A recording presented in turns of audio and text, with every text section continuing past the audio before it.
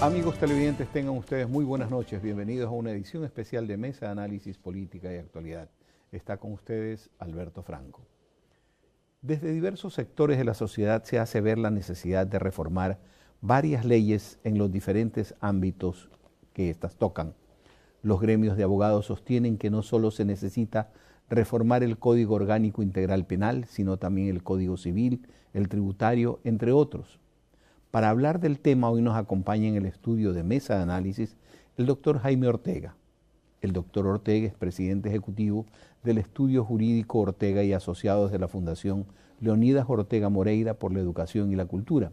Fue conjuez de la Corte Superior del Guayas y presidente del Tribunal de Honor del Colegio de Abogados del Guayas. Actualmente es docente de varias asignaturas en la Facultad de Jurisprudencia, Escuela de Derecho, de la Universidad Católica de Santiago de Guayaquil. Bienvenido, Jaime. Gracias por acompañarnos. Un placer compartir tu programa. Esta es su casa. ¿Verdad? En todo sentido. En todo sentido.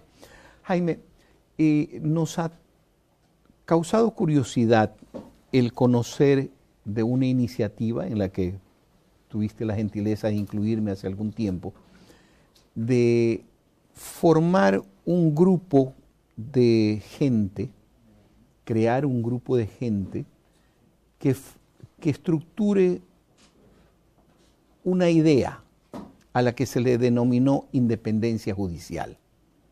¿En qué consiste, para que conozca el público, en qué consiste este grupo, hacia dónde va, qué persigue? ¿Es una nueva agrupación política?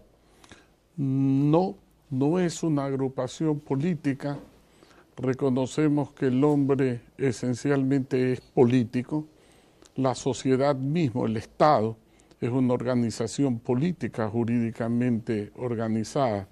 No, la nuestra, más allá de lo que viene implícito en las relaciones humanas, es una manifestación de la experiencia, producto de casi 50 años de ejercicio profesional. Digo casi 50 años de ejercicio profesional porque es una actividad que yo la desarrollé como asistente aún antes de ser abogado en el estudio de mi padre, y creo que he vivido muy de cerca y vivo diariamente las experiencias judiciales, las experiencias legales en casi todos los ámbitos del derecho. Hace cerca de 30, 35 años vengo impartiendo algunas disciplinas, algunas materias en la cátedra de esta universidad y lo he hecho también en otras, y tengo particular afecto a la interrelación profesional con los estudiantes y admiración hacia los maestros. Parte de este grupo fue iniciativa de personajes en el mundo profesional como el doctor Byron López Castillo, el doctor Antonio Parra Gil, el doctor Santiago Velázquez Cuello, la doctora Patricia Vintimilla. Poco a poco fueron agregándose profesionales de especial trascendencia y connotación, el doctor César Druet, el doctor... La lista es larga, aquí veo pues de que constan todos ellos a quienes has nombrado: Víctor Carrión Vara, Sucre Calderón, El Ciceli, en fin. Pero lo importante es esto: ¿qué persigue el grupo? ¿Reformar unas leyes en especial o reformar íntegramente, tocando el meollo de la estructura judicial ecuatoriana? Más allá del concepto que lo puedo desarrollar, nosotros buscamos poner nuestra experiencia al servicio de la ciencia. Ya. Este es un concepto muy importante. Los grandes descubrimientos de la ciencia tienen que contrastarse con la realidad. Y en materia legal, estos descubrimientos de la ciencia que se convierten en leyes deben pasar por un tamiz que se llama la legislatura y luego por otro tamiz que se llama la aprobación o veto del presidente de la República. En ese sentido, nosotros creemos que las instituciones del país no necesariamente responden a una sintonía real y efectiva entre el poder y el ciudadano. Y entonces hemos conversado, y yo recuerdo y debo rendir público tributo a un maestro, no lo he visto hace algún tiempo, debe sobrepasar los 80 años de edad. Me acuerdo, era profesor de Historia del Derecho en la Universidad Católica, profesor de quienes eran de mi generación de estudiantes. Cuestionaba e invertía mucho tiempo en el concepto de las estructuras. Se hablaba mucho del cambio de las estructuras y yo medité siempre sobre estos conceptos y soy un convencido de que es un tema que el ciudadano debe replantear siempre en su vida diaria. Las estructuras. ¿Qué son las estructuras? Uno tal vez demora mucho, toda una vida, en comprender cuál es la ideal y dónde se equivocó.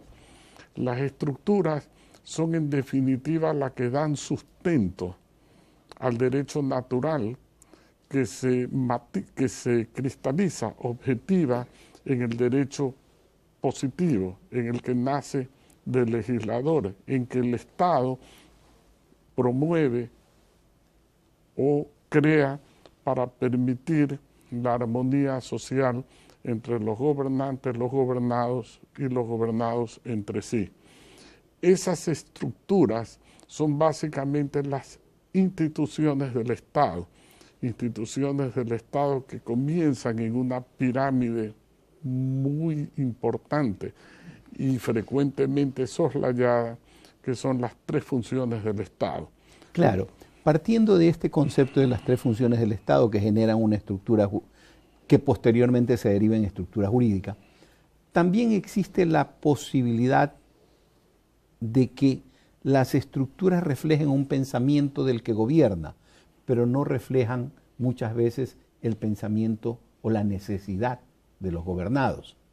Dentro de esto, ¿cuál es el planteamiento suyo o de ustedes? Bueno, todo hombre y en su momento todo gobernante rinde culto a aquella expresión de que los hombres pasan y las instituciones quedan. El hombre en su paso por la vida va sembrando lo que es, y mientras más auténtico es su pensamiento, más arraigada es su acción, verdadera o equivocada. Así es. Esa es una realidad. Por eso, quienes creemos en el derecho, creemos que deben haber los contrapesos. Miren, hay la tesis de la derecha y hay la tesis de las izquierdas, pero los políticos cometen un grave error, gravísimo error, no advertir que la cabeza está en el centro y que en la cabeza está el cerebro y que el cerebro domina los miembros de la derecha y los miembros de la izquierda. Entonces el éxito del político es admitir que las instituciones están para que operen los contrapesos, converjan las fuerzas hacia un ideal comunitario que es el buen vivir, en todos los aspectos de la vida. Hay que pensar en el capital, hay que pensar en el trabajo, hay que pensar en la educación, hay que pensar en la educación en los distintos niveles de la educación. Hay que retrotraerse a los inicios de la humanidad y del mundo. Hay que ver cuáles son las cosas que tienen que ser intransigibles. el derecho natural, la vida, el derecho a respirar. A nadie se le ha ocurrido todavía ponerle un IVA al oxígeno. No, hay derechos no que lo son... diga muy alto porque a alguien se le puede Porque en una época de crisis alguien podría ponerme ministro de Finanzas para eso. No, no. Pero es que por eso digo, son la primera estructura básica de un Estado es el hombre, y el hombre con el respeto necesario de las fuentes que están implícitas en su propio ser. Luego crear una sociedad donde tenemos que dar prioridades.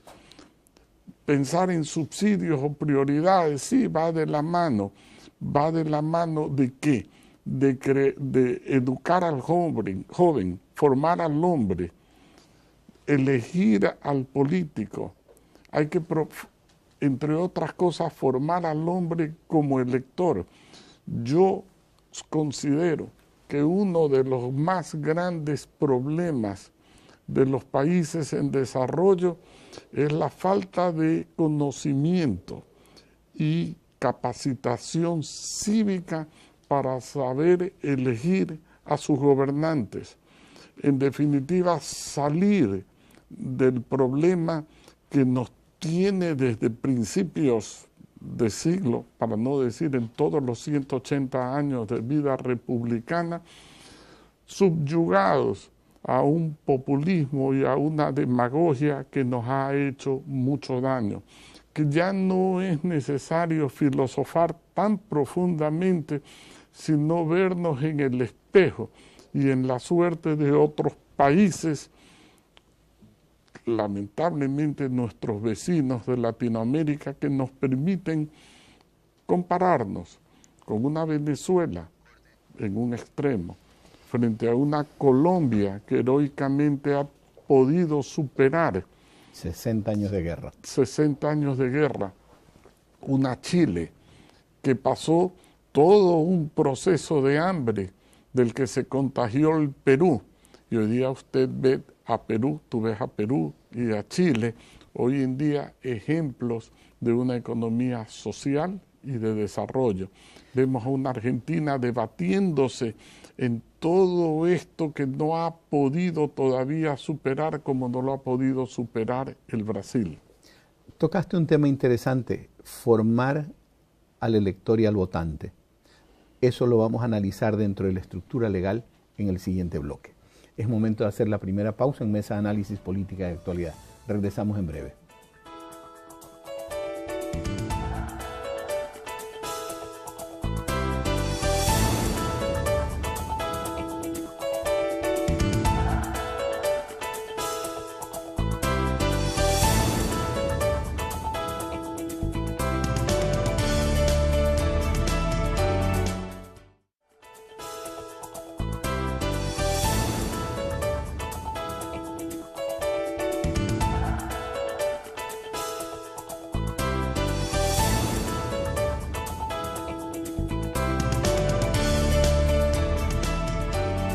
Gracias por seguir en nuestra sintonía.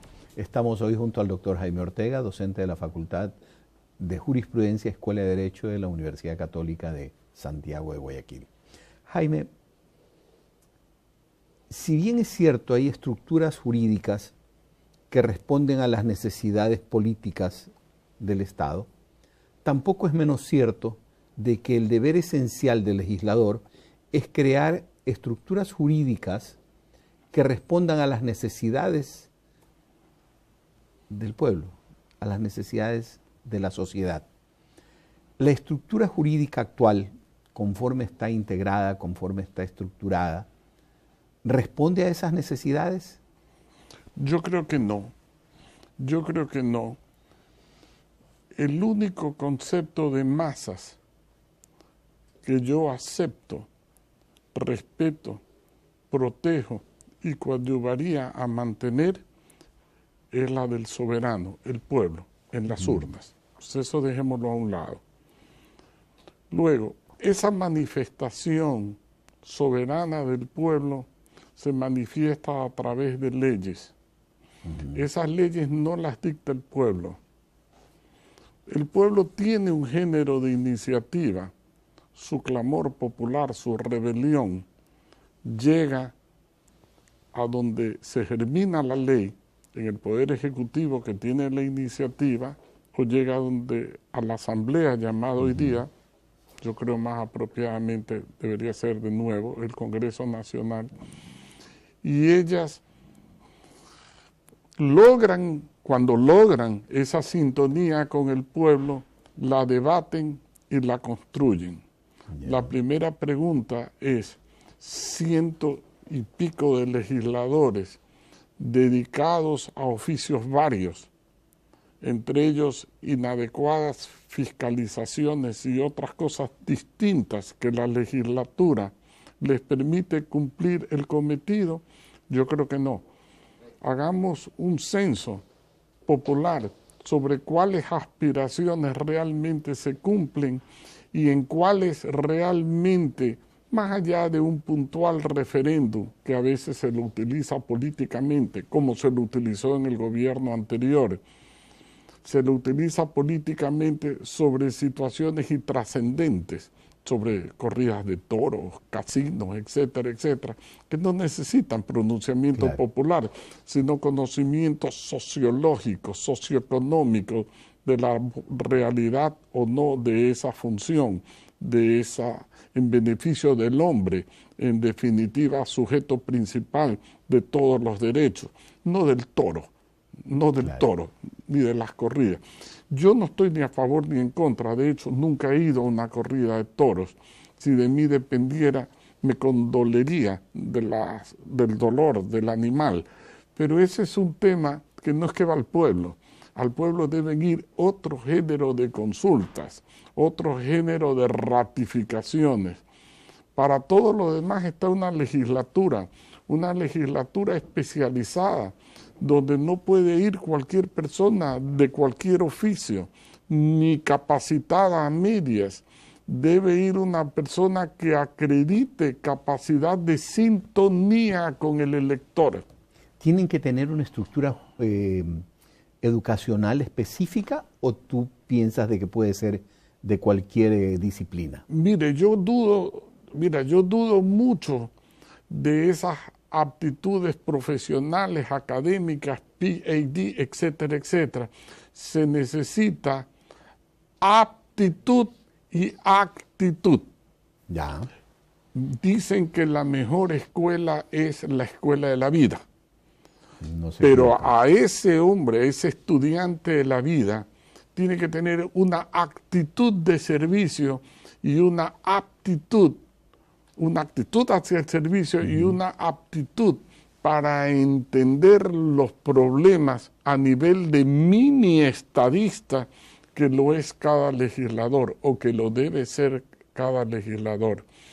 En nuestras propuestas, en este libro Al País, que hemos escrito un sinnúmero de personas que integran este grupo, que ha sido objeto de 3 prólogos de hombres que consideramos nosotros de alguna forma reserva moral de la patria, el doctor Francisco Huerta Montalvo, el doctor Vladimiro Álvarez Grau, el ingeniero Joaquín Martínez Amador, un escritor, un educador, que han compartido ciertos temas que nosotros no los hemos improvisado.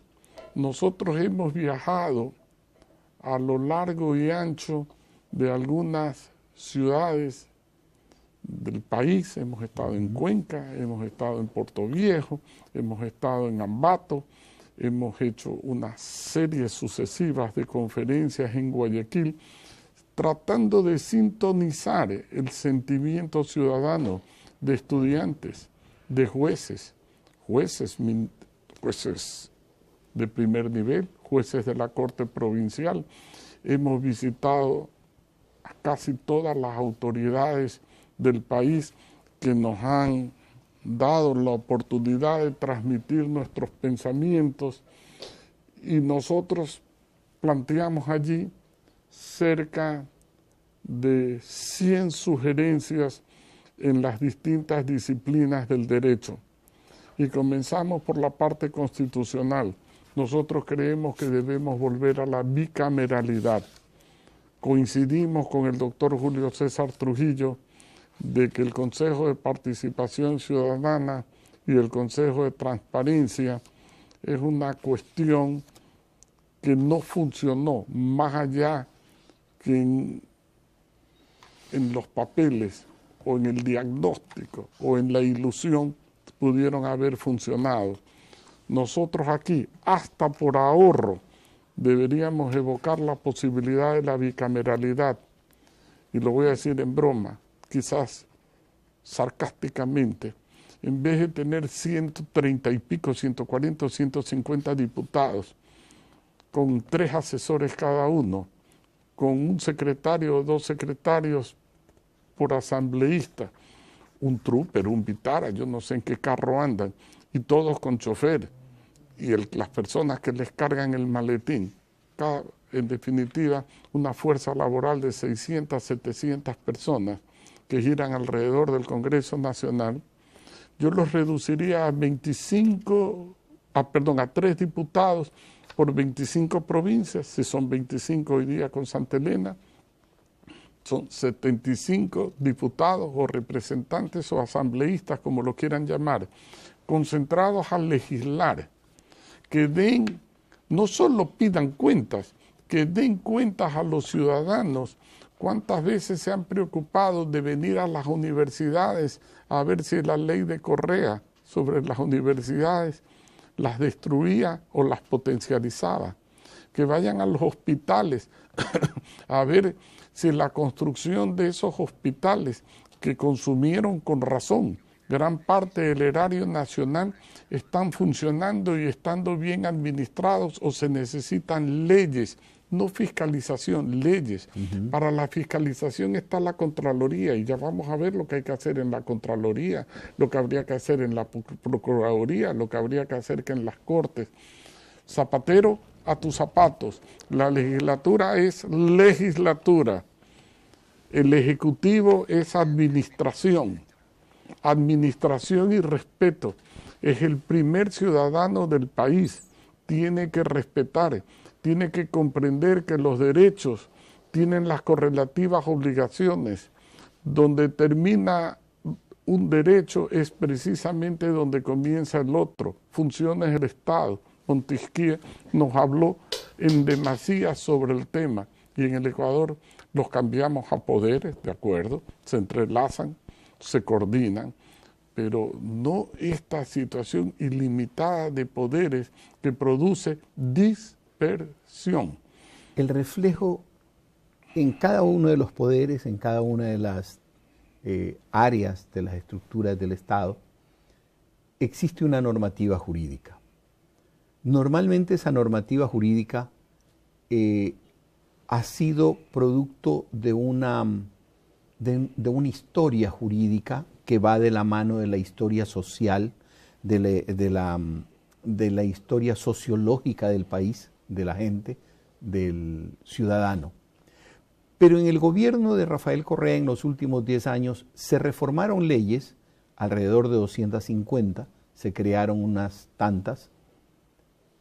Este conglomerado jurídico que se hizo, este entrevero de leyes que se armó, que se creó, muchas de ellas desde un punto de vista para identificarlo socialmente, políticamente, desde un punto de vista de izquierda, marxista en algunos casos, socialista en otros, tiene que ser revisado. ¿Por qué tiene que ser revisado? Si hablamos desde el punto de vista social, ¿podrían estar beneficiando al conglomerado social? ¿Qué piensas? Sí, es parte de la sintonía.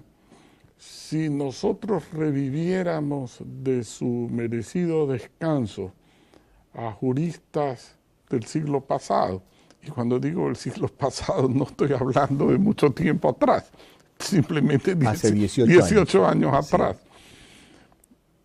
Ellos con orgullo decían, el Código Civil es suficiente.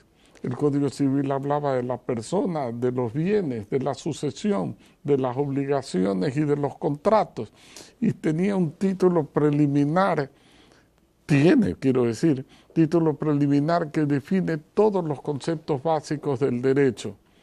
si solo existiera el Código Civil y una justicia que aplique la sana crítica, que tenga como norte la equidad, que aplique el concepto de la palabra sentencia. Sabes que la sentencia viene de sentir. ¿Cómo siente el juez la realidad con un solo límite? La ley. Decía el doctor Zavala Vaquerizo una expresión muy bonita. El juez es como pez en océano respecto de los hechos. Puede considerar bonito ese foco, puede considerar feo ese foco. En eso es como pez en el océano, donde es como ballena en piscina, es en la ley. La ley es la declaración de la voluntad soberana del pueblo que manda, permite y prohíbe. Punto. El resto no necesita tanta novelería. Quiere entrar en novelería, para eso están los reglamentos. Entonces el presidente sí puede entrar a reglamentar todo lo que le provoque, pero el reglamento está sometido a la ley. ¿Sabe una de las particularidades del correísmo? Todas sus leyes tenían una categoría de orgánicas. Entonces casi que el mensaje atrás de su expedición, esta es orgánica, hecha por correo, nadie me la mueve. Y eso es autocrático, eso es prepotencia, eso de allí es monarquía y no está bien, porque coarta la reacción y revela que el monarca no está en sintonía del pueblo. Hable usted con cualquier profesional del siglo pasado y verá, la Constitución era suficiente. Hoy día estamos en un concepto interesantísimo de neoconstitucionalismo. La Constitución establece garantías y derechos de todo orden. También es operativa. Hemos creado una Corte Constitucional que hoy día se ha convertido, si estuviera bien integrada, en un superpoder. Me decía nuestro anterior decano de la Facultad de Derecho, por referir al doctor Iván Castro, las cosas están en tal sentido de que hoy día ya no necesitamos estas maravillosas gacetas judiciales que salían de la Corte Suprema. Ya no se necesitamos imperiosamente debatir el alcance de las normas. Hay que pararse en el lobby, que no lo tiene, la Corte Constitucional y oír cuáles fueron los fallos, los que acaban de salir, porque creamos precedentes obligatorios con esa interpretación constitucional de la máxima norma. Entonces, estamos en un régimen casi como no del derecho escrito, sino del derecho práctico que se genera día a día, y eso del derecho consuetudinario, que no genera necesariamente seguridad jurídica. Sí, posiblemente en otros países más desarrollados que tienen más de 188 años de vida republicana y experiencia. Definitivo. El sistema consuetudinario es muy interesante, pero tiene cosas que hay que ajustar. Ciertas premisas. Sí. Hacemos una nueva pausa en Mesa Análisis Política de Actualidad. Recuerden que pueden seguirnos en las redes sociales. Nuestra página en Facebook es UCSG TV y en Twitter digite UCSG_TV. Volvemos inmediatamente.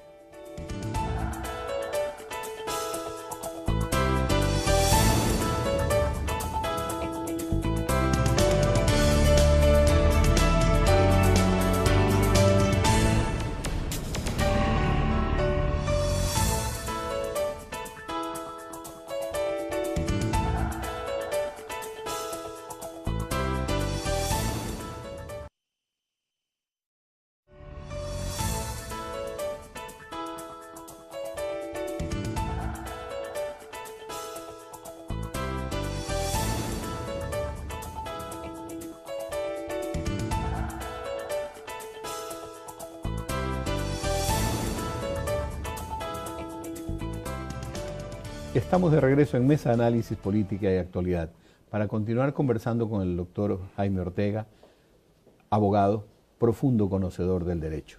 profesor de esta universidad.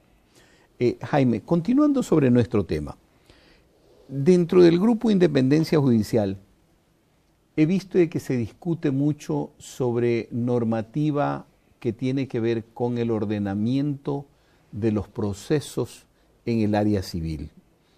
También existen muchas inquietudes en cuanto al ordenamiento de los procesos en el área penal. En ambos casos se incluyen también preocupaciones en torno a fórmulas jurídicas civiles, fórmulas jurídicas penales. ¿Cuál crees tú que debería ser el área de inmediata intervención? ¿La procesal?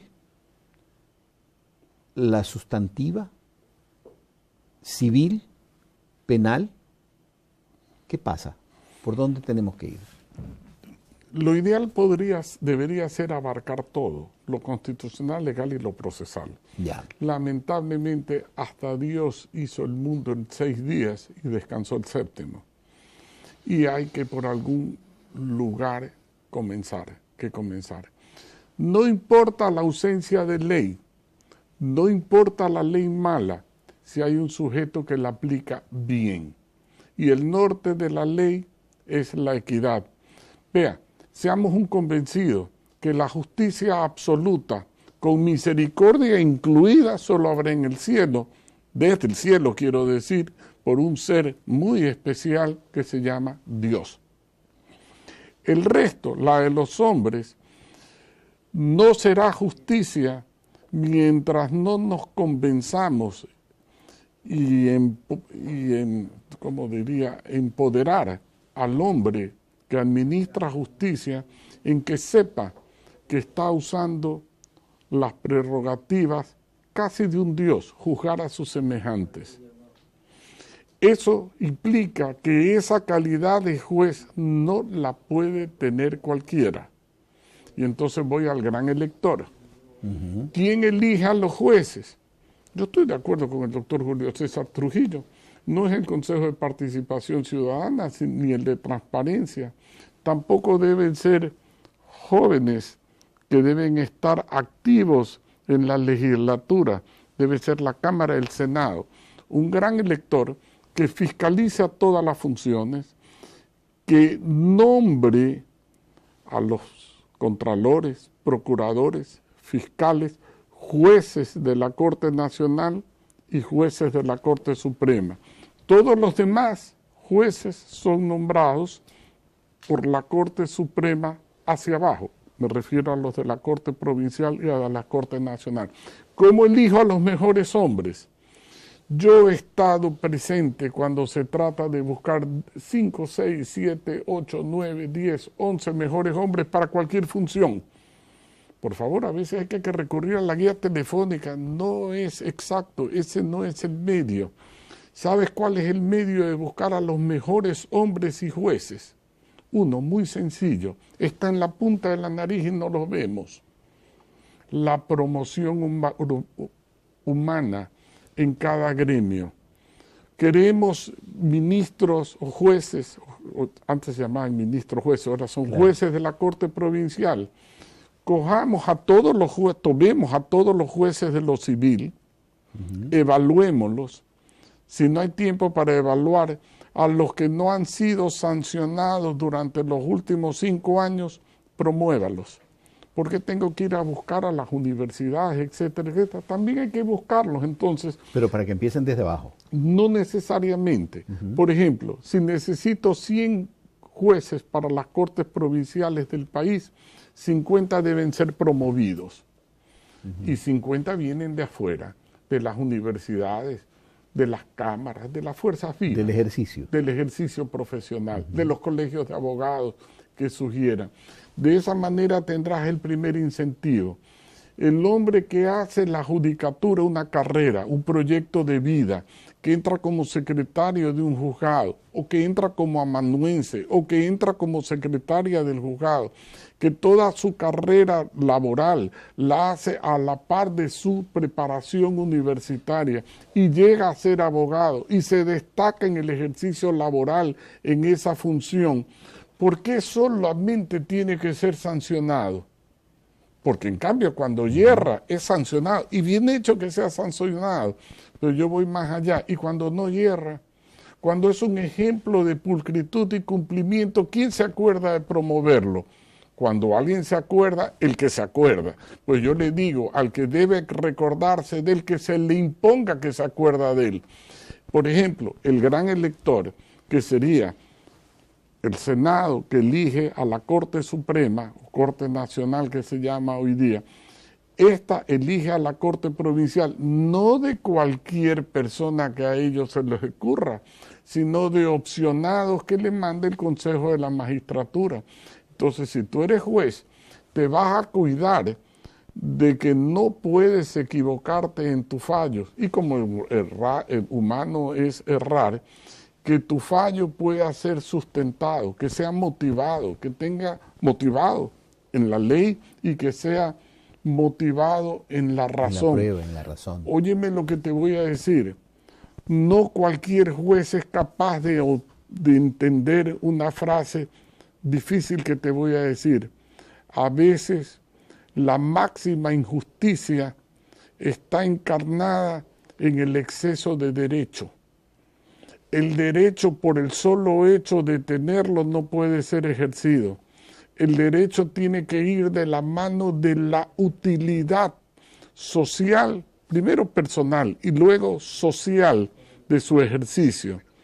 Y por eso es que la Constitución de la República ya lo dice, que garantiza el ejercicio de la propiedad privada mientras cumple el ejercicio, la función social que le corresponde. El derecho, tú no puedes en este momento coger tu carro porque es tuyo, estrellarlo contra una pared que es tuya, simplemente porque no se puede, pues. Porque hay atrás de esa novelería o de esa locura un montón de riesgos, como que en ese momento, no se diga un humano, pasó un animal que lo lesionaste. El abuso del derecho tiene que estar relacionado con el interés racional. De nuevo, mira tú que incluso el derecho a la vida tiene una sola excepción, que puede ser vulnerado cuando es para defender la propia, siempre que medie la necesidad material del medio empleado. Cuando yo estoy indefenso y tú tienes una metralleta, pues en un descuido no te puedo quitar la metralleta, es tu vida o la mía. Pero no cuando yo estoy en el 5º piso de un edificio con 7 llaves y tú queriendo entrar, yo desde arriba te lanzo un bazucazo.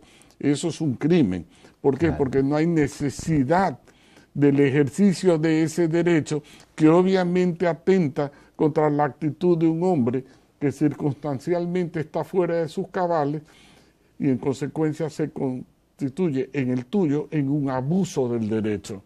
Pero para eso se necesita que hayan jueces que sean especializados y la especialización la da la ciencia y la experiencia. Por eso es que los puedo sacar de las universidades, por eso es que los puedo sacar del ejercicio profesional, pero no es legítimo solo sancionar a aquel que hizo de la carrera judicial un estilo, no de estilo de vida, un modo de vida, una forma de vida, y que es inclementemente sancionado, con razón, pero en cambio que es débilmente motivado para el cumplimiento del deber. El cumplimiento del deber es una obligación, pero que debe ser aplaudido, y en quien vive de su sueldo tiene que tener la promoción como instrumento de realización del orgullo que llevamos los padres a nuestros hogares. ¿Para qué? Para el sustento y orgullo de nuestra familia. Esa sería una forma de ir hasta cierta manera creando la carrera judicial. Exactamente. Una carrera judicial que está mal entendida, como hoy día se la habla por el vulgo, que resulta que tengo que tener un curso de juez. No, señor. Usted, en todas las actividades de la vida, yo no contrato a la cocinera que tiene un título de chef. Simplemente contrato una actitud y una aptitud que se complementa con el la naturaleza del oficio, que debe cumplir unos requisitos. ¿Cuáles son esos requisitos? Problemas del opcionado, del que quiere optar por esa carrera. Si yo quiero ser juez, a lo mejor tendría las aptitudes y las actitudes para juez. Conozco de este oficio, como dije, hace más de 40 años. Pero, podría optar. Pero si tuviera 16, 17, 18, 19, 20 años y no necesariamente los medios para entrar a la carrera judicial como abogado, a lo mejor entro como conserje. Y como conserje voy escalando, entro a la universidad, acredito conocimientos y conocimientos que se plasman en experiencia. Mire, cualquier cantidad de médicos que trabajan en el Hospital Luis Vernaza pueden dar fe de algo que yo oí mucho de un pariente circunstancial, además padrino mío de bautizo, me refiero al doctor Eduardo Ortega Moreira, en toda su vida dedicada al Hospital Luis Vernaza, y me decía, yo he salvado muchas vidas, pero sabe un orgullo que me llevo a la muerte, me decía, ahijado, que yo he formado muchos profesionales, unos hijos de otros profesionales, otros hombres que nacieron con vocación, y otros, no me va a creer, que eran asistentes de las operaciones, no con acceso al cuerpo humano que se estaba operando, sino para... Instrumentistas. Y más que eso, habían casos de personas que se llevaban los baldes con las vísceras que salían del operado. Y a esas personas, de esas, recordaba 10 o 15 que después fueron eminentes médicos. Eso sucede mucho en la función judicial. Conserjes, asistentes, estudiantes. Claro. Pero esa cuestión de que vas conociendo el intríngulis, el roce diario del papel, de la normativa, de la providencia, no genera o no generaría profesionales con mucho conocimiento del proceso, más no un profundo conocimiento del derecho. Es verdad, distintas vías del conocimiento. La clásica es la universidad, los mecanismos clásicos de educación, los que pudieron acceder a ellos, especialmente a la privada. La Universidad Católica es un magnífico ejemplo, y no voy a hablar de la de jurisprudencia, de la que soy parcialmente afecto, digo parcializado, afectivo, claro. No es que en parte sí, en parte... Tienen una facultad de medicina que es un lujo, reconocida en toda la ciudad. La universidad mismo, con este universo de alternativas de accesibilidad a la ciudadanía. Yo conozco esta universidad desde que se fundó, era una criatura, tenía 12 años cuando se fundó, y ver lo que es hoy día, casi convertida en una ciudad, Esta es una opción. Sí, hay otras opciones que a lo mejor llegan a la percepción, a la perfección, solo determinados sujetos, pero es que no todos tienen la obligación de ser genios, ni toda posición necesita ese grado máximo de genialidad de esos autores. También habemos los de mediana capacidad, que la vida nos va ubicando, y en esa mediana ubicación encontramos la realización, y esa realización, ¿sabes qué, Alberto? Es el buen vivir que cada cual aspira, porque el buen vivir no es como la temperatura humana en un termómetro, 36 grados y medio o 37, es lo que logra satisfacer aquellas valencias que Dios puso en definitiva y que le llamó talentos, cómo esos talentos logran alcanzar una satisfacción familiar y personal. Nadie está obligado a ser presidente de la República, simplemente tiene que reinar y realizarse en su oficio. Hacemos una última pausa en Mesa Análisis Política y Actualidad. Regresamos en breve.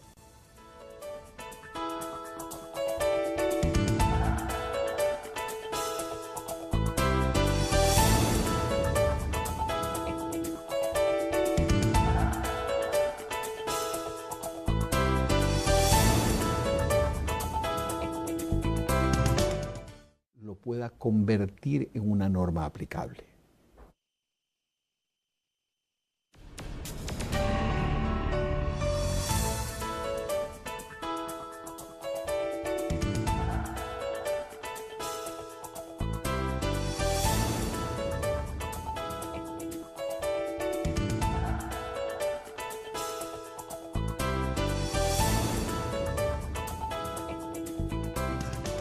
Continuamos en este último bloque junto a nuestro invitado, el doctor Jaime Ortega.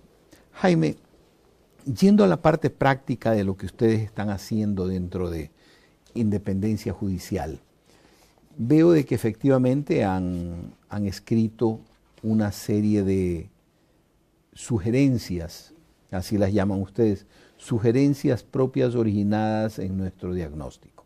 Empiezan por el error inexcusable, la designación de jueces y magistrados, la rémora y otras demoras en la sustanciación de causas, Corte Nacional versus Corte Constitucional, etc. Incluso un tema interesante, sanción a los abogados por el ejercicio profesional. Pero veo de que la mayor parte, por no decir todas, son sugerencias que tienen que ver con la aplicación práctica, con el ejercicio práctico de la ley, con la aplicación práctica de los procesos. Están avanzando hacia la revisión de estructuras de derecho, de estructuras ya legales de fondo. Sí, para que se entienda un poco nuestro desafío, es por ejemplo, cuando en el gobierno pasado se quiso desterrar las cocinas de gas y se establecía ciertas corrientes de aplicación de las cocinetas eléctricas, no se dieron cuenta que la idea era buena, evitar el subsidio de gas, aprovechar la sobreproducción de gasolina, de electricidad, ponerla al servicio de la ciudadanía, pero se encontraron que no habían postes ni alambres para llevarlas a todos los hogares.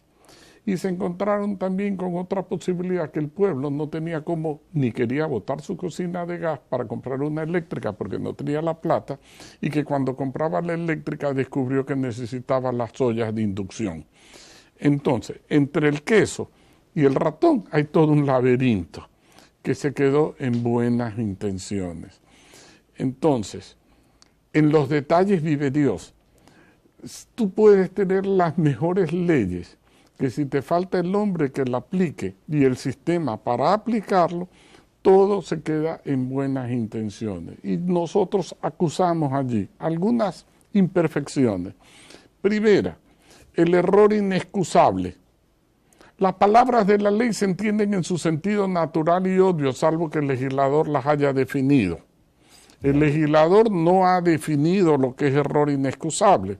Entonces, error es lo que no se compadece con la verdad, y inexcusable es lo que repugna a la sana crítica. Ojo, entiéndase relativo. Entramos en consecuencia en la justicia relativa. Y entonces se votaron a 1 millar de jueces que no hicieron lo que le gustaba al presidente de turno o a su delegado, y desestabilizó ese Consejo de la Judicatura con las consecuencias que el país expectó en un hombre a quien la patria le debe muchísimo, el doctor Julio César Trujillo, que a sus 88 años tuvo la valentía de contrarrevolucionar un sistema que nunca pudo haber revolucionado el anterior. Entonces, el error inexcusable, ¿qué hay que hacer con eso? Eliminarlo, botarlo al tacho de la basura. Eso era una novelería del gobierno anterior. ¿Y qué hay que volver? A lo que siempre hubo, el prevaricato. ¿Qué es el prevaricato? Es cuando un juez hace lo que la ley prohíbe o deja de hacer lo que la ley manda. Y se acabó el cuento. El resto es novelería. Novelía. No más. Segundo, el principio padre y madre de todas las sinvergüencerías que se producen en la función judicial cuando se producen, y yo no quiero afirmar que se producen, pero en un mundo imperfecto se dan, tienen un origen, la rémora.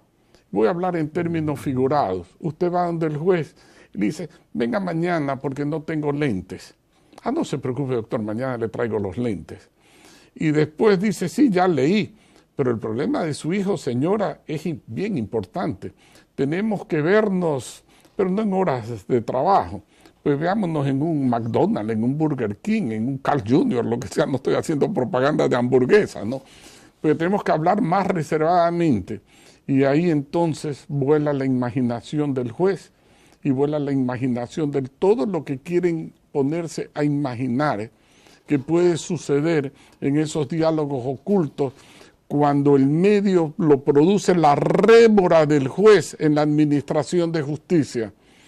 Porque si yo sé que el juez tiene que dictar sentencia o calificarme la demanda en 3 días, citarla la demanda en 10 y dictarme la sentencia en 30, lo que sea, los términos que quiera, largos o cortos, no importa, pero términos perentorios y fatales, yo me acerco donde el juez y le diga, señor juez, míreme en la cara, sentencie como le da la gana, pero en el término que la ley le diga. ¿Sabe por qué? Porque si no me gusta, apelo. De la misma manera que aunque me guste y no le gusta, al contrario, él va a apelar. Así que lo que quiero es salir de su despacho. Y aquí voy a utilizar una frase de mi padre, que era abogado. Me decía, las primeras instancias son pasos interlocutorios a la segunda. No se vuelva usted como Juana la loca, atrás del juez. Del juez de primera instancia salga rápido, vaya al segundo. Si lo gana en primera y el otro no apela, pues a lo mejor le reconoció su derecho, ahí terminó el tema. El proceso es un proceso, un conjunto de actos. Claro. Yo lo que tengo es que sustanciarlo. No permita que el juez lo convierta en esclavo. A la primera insinuación, párelo, pero no yendo con el error inexcusable. Eso no es error inexcusable, eso es picardía. Entonces, ¿qué es lo que hay que hacer con el prevaricato? Vaya, enjuícienlo. Y el problema es de decisión, de estoicismo. De nuevo, yo no estoy en campaña política, lo he conocido porque tuvo la gentileza de atenderme una vez para entregarle una copia de esto, con el estoicismo de que un hombre de 88 años en Quito nos da ejemplo a la patria de qué es lo que se debe hacer. Aquí hay otro en Guayaquil, el doctor Byron López. Es un valor. Un valor, un referente para cualquier abogado, para no decir, un hombre también de 88 años. Un referente donde es muy claro en los conceptos. Y yo le digo, doctor, insinuemos su nombre. Doctor, yo no estoy para mi nombre, para esto ni para el otro. Yo voy por mis ideas. Y todos los días lo oigo en los distintos radios. Y no lo ha visto usted jamás sentado en una comisaría porque no le interesa. Su objetivo es la justicia, para lo que él afirma y nos arenga a los más jóvenes. Yo no me considero un joven, pero más joven que él solo soy, 20 años nos distancia. Y uno dice, caray, eso es lo que nos permitirá, como decía San Agustín, expectar la satisfacción del deber cumplido. Nadie es perfecto, pero en el fondo de nuestro corazón tenemos un balance de resultados. Y yo le decía hace pocos minutos, el hombre no es lo que cree que es, tampoco es lo que los demás creen que es. El hombre llega en definitiva a ser lo que él sabe que los demás piensan que él es. Partiendo de ese hecho, si sabemos, todos sabemos lo que es la justicia en el país en este momento, una justicia disminuida, en muchos casos incorrectamente sustentada. ¿Por dónde debemos empezar? Por reestructurar el sistema judicial, esto es, las formas de impartir justicia. Segundo, correr paralelo o después en otro tiempo diferente la reforma a la normativa legal. ¿Por dónde tenemos que ir primero? Yo creo que por el sistema judicial. Ya. Porque el sistema judicial equivale, no sé de qué partido político es este eslogan, el sí se puede. Ya. Cuando usted lanza un fallo que va a ser analizado y debe ser analizado por los colegios de abogados, por las universidades, entonces la respuesta sí se puede. Sí se puede, hay que hacerlo. La legislación ecuatoriana está llena de esos ejemplos. De nuevo, siglo pasado, no muy atrás, 18 años comenzó el nuevo siglo, hablemos 50 años atrás. El matrimonio y el resto, las uniones de hecho, cero derecho para los contrayentes, para los involucrados. El hecho generó el derecho, se legisló en favor de las uniones de hecho. Juan y María casados tienen los mismos derechos que si fueran unidos simplemente de hecho, Juan y María. Y eso está funcionando y la gente cree que está muy bien, pues yo le afirmo que está muy mal. No por una concepción mojigata de la relación entre el hombre y la mujer, una relación jurídica. Le pongo un ejemplo. Le vendo mi carro yo a usted. Usted me pide la cédula de identidad mía, descubre que soy casado, porque la cédula lo dice, y entonces me exige la firma de mi mujer. Ahora, en el mismo caso, le vendo mi carro yo, soltero, con unión libre y monogámica. Como consecuencia de ello, según la ley, ahora mi mujer tiene los mismos derechos que si estuviera casada. Luego yo no le podía vender mi carro sin la firma de ella, pero se lo vendí. Viene mi esposa, que no sería mi esposa, sino la persona con quien tengo unión de hecho libre y monogámica, y dice, señor Franco, me devuelve el carro porque yo no firmé. Usted dice, pero si yo no sabía, señora, que usted existía. Bueno, primero le voy a disipar toda duda de que yo existo. Aquí estoy yo y acá están mis dos hijos. Si tienen la duda, aquí está el ADN. Entonces está claro, ¿no? Señor, usted ha de devolver el carro. Entonces, claro, comprendimos una realidad, que el 50% de los ecuatorianos o de los ciudadanos nacionales o extranjeros en el Ecuador creen en el matrimonio. Otros que no, otros creen que precisamente cualquier papel firmado conspira contra el matrimonio y se sienten más cómodos con este elemento aleatorio de que mañana, si me porto bien, regresa, y si se me porto mal, no regresa, dicen ambos, ¿no?